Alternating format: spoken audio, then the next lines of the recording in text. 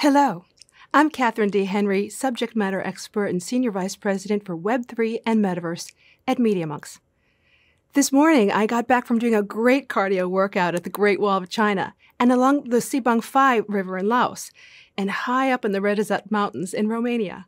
No, I don't have a private jet. What I do have is a supernatural fitness app for my MetaQuest VR headset. It not only gets my heart pumping, but it also takes me to some of the most beautiful locations in the world.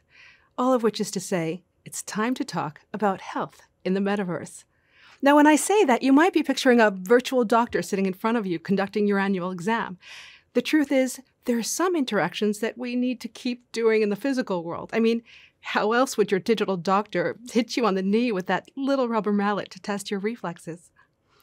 When we talk about health in the metaverse, we're focused not on replicating the physical world interactions, but on the ways in which technology can bring people together and help them live their healthiest lives.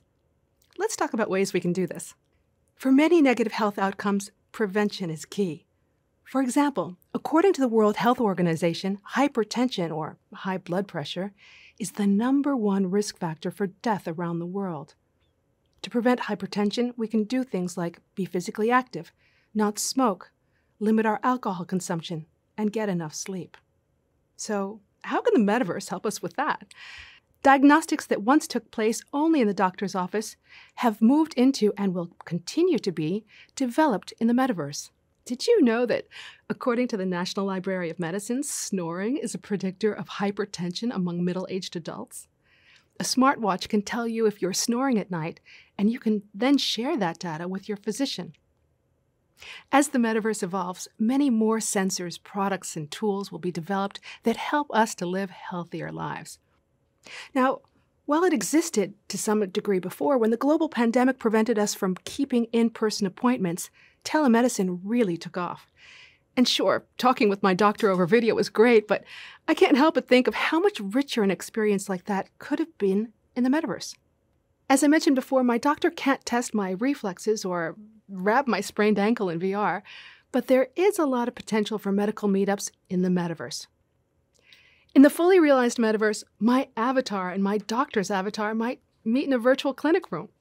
Using AR, a hologram of my doctor might visit me at my home where I can show them my medications and we can talk about the importance of taking them on a regular schedule.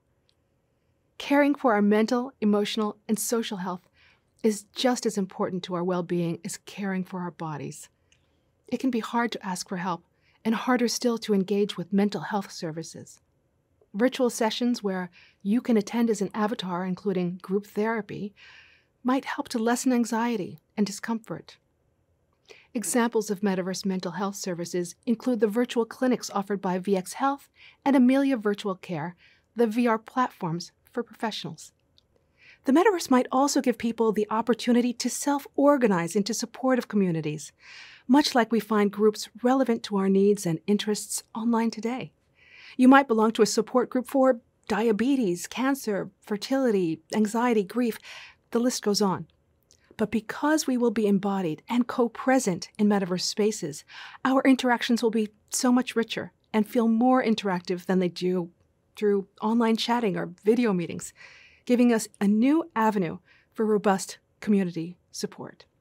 Oh, and remember my adventures around the globe at the beginning of the video? The metaverse is an awesome way to increase physical activity and incorporate fitness into our lives in new and exciting ways. And apps like HoloFit and VZFit allow you to see virtual worlds while you use your home exercise equipment like rowing machines, ellipticals, and stationary bikes. If cardio isn't up your alley, how about a meditation app like Trip or Guided Meditation VR? As we look to a future that includes more ways to monitor and augment health through technology, it's important that we consider the economic implications. How do we ensure that metaverse health interventions and applications are equitable and accessible? This is a question that healthcare professionals are thinking about all the time in the physical world.